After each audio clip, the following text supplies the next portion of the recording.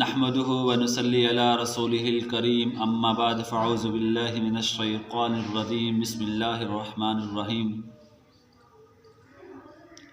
آج ہم جس ٹاپک پر بات کریں گے جنات کا انسان کے جسم میں داخل ہونا۔ انسان کے جسم میں جو جنات ہیں،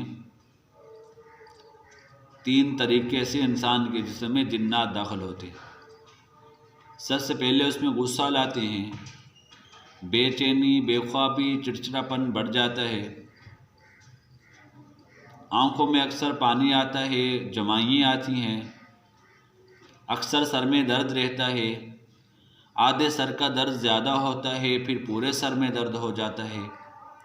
جب سر میں درد ہوتی ہے، اس درد کی جو درد ہے وہ آنکھوں میں محسوس ہوتی ہے، وہ درد کی وجہ سے آنکھیں بھی درد کرتی ہیں۔ کبھی کبھی آدھے سر کی درد کانوں کے اندر بھی محسوس ہوتی ہے، کان بھی درد کرنے لگتے ہیں۔ پورے جسم کے پٹھوں میں کھچاؤ آ جاتا ہے، بے خوابی بڑھ جاتی ہے، سانس میں گھٹن ہوتی ہے، معدہ خراب ہو جاتا ہے، کانوں میں شاں شاں کی آوازیں آتی ہیں، رات کو نیند نہیں آتی، بے خوابی بڑھ جاتی ہے، غصہ زیادہ آتا ہے، اور اکثر بعض اوقات معدے کی وجہ سے، خراب ہونے کی وجہ سے کہ الٹیاں آنی شروع ہو جاتی ہیں۔ بعض مریضوں کو ہچکی لگنی شروع ہو جاتی ہے۔ جب تشخیص صحیح نہیں ہوتی، لوگ دوائیوں کی طرف تو دوڑتے رہتے ہیں مگر کوئی دوائی اثر نہیں کرتی۔ بعض لوگوں کو دورے پڑنے شروع ہو جاتے ہیں، بے ہوشی ہونی شروع ہو جاتی ہے، اور دورے اتنے لمبے پڑتے ہیں، گردن پیچھے کمر کی طرف لگ جاتی ہے، ہاتھ پاؤں میں اکڑاؤ آ جاتا ہے، اور گردن پیچھے کمر کی طرف لگنی شروع ہو جاتی ہے، مختلف قسم کی آوازیں نکلتی ہیں، انسان کی آواز ایسی ہو جاتی ہے جیسے موٹی آواز ہو جاتی ہے، اور بعض مریضوں کی زبان باہر نکلنی شروع ہو جاتی ہے۔ جب ہم ڈاکٹر کے پاس جاتے ہیں، ڈاکٹر سارے کی ساری رپورٹیں کرتا ہے، کوئی رپورٹ سمجھ میں نہیں آتی، ساری کی ساری رپورٹیں بالکل اوکے درست آتی ہیں۔ جب یہ ساری سچویشن ہوتی ہے تو مریض کو سوچنا چاہیے کہ اگر یہ سارا کچھ ہو رہا ہے تو مجھے دوسرا مسئلہ بھی ہو سکتا ہے، روحانی علاج بھی کروانا چاہیے کسی عامل اچھے مولوی سے یا کوئی عامل سے جو صحیح ہو، جو لوگوں کو صحیح بات بتاتا ہو۔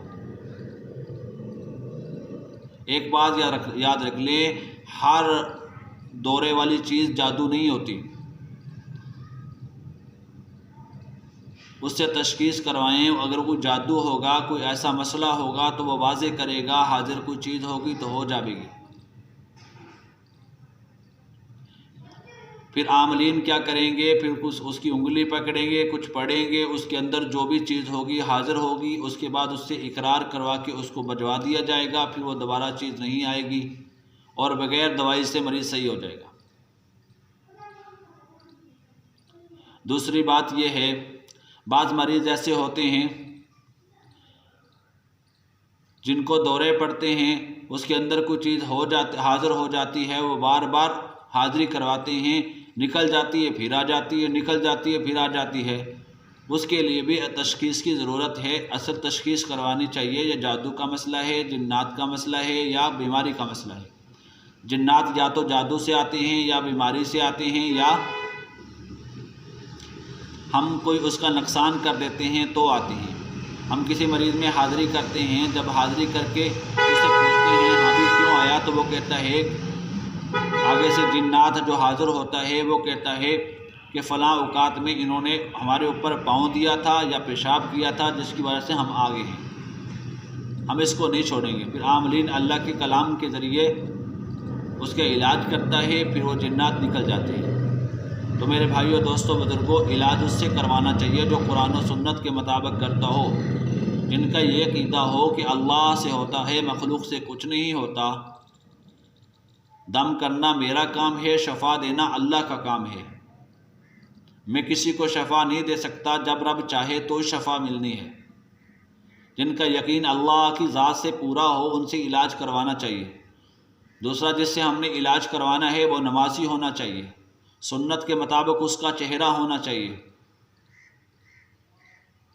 اور دوسرے نمبر پہ وہ جھوٹا نہیں ہونا چاہیے، جھوٹ نہ بولتا ہو، ہر کسی کو یہ نہ کہتا ہو تم پر جادو ہے جادو ہے جادو ہے۔ ہر کسی پر جادو نہیں ہوتا، چند لوگ ہوتے ہیں جادو والے، سارے بیماریوں والے ہوتے ہیں بکیا۔ ہم جادو کی طرف تو لگائے رکھتے ہیں مریض کو اور علاج کی طرف جانے ہی نہیں دیتے، حالانکہ جادو اس کو نہیں ہوتا، ان کے علاج تو ڈاکٹر کے پاس ہونا ہوتا ہے، اس کی طرف جانے ہی نہیں دیتے۔ تو اس لیے میرے بھائیوں، دوستوں، بزرگوں، کسی میری بہن بھائی کو کوئی مسئلہ ہو، ہمیں روحانی علاج بھی کروانا چاہیے، دوسرے نمبر پہ ہمیں ڈاکٹر سے بھی علاج کروانا چاہیے، تو پھر جا کے مریض اپنی ترتیب پہ صحیح ہو جائے۔ اللہ تعالی ہم سب کو عمل کی توفیق عطا فرمائے۔